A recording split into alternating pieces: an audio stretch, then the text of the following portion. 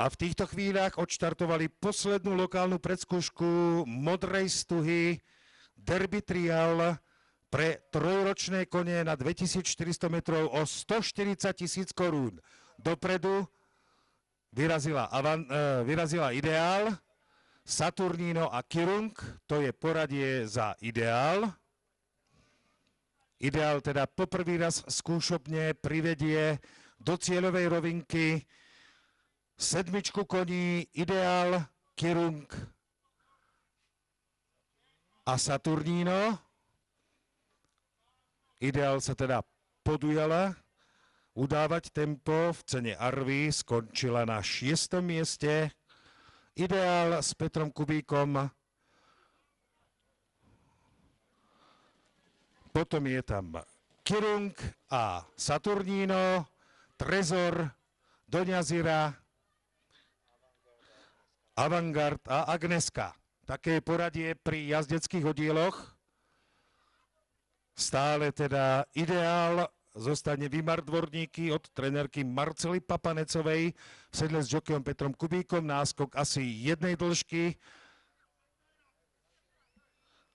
pred Saturnínom, ktorý sa dostal na 2. miesto. Potom je tam Kirung, Ideál, Saturnino, Kirung, Trezor, Doňa Zira. Dopredu sa však tlačí aj Agneska.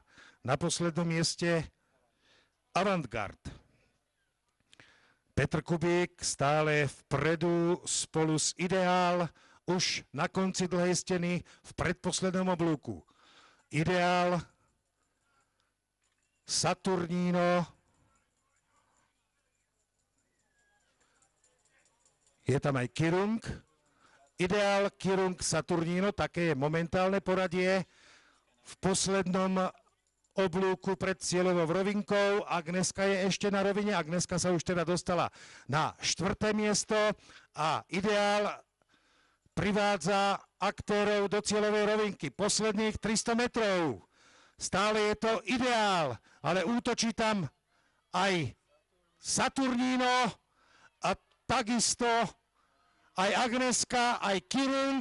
Saturnino už je vpredu, aspoň to tak vyzerá. Saturnino, Ideál a potom buď Kirung, alebo Agneska. No, víťazstvo Saturnína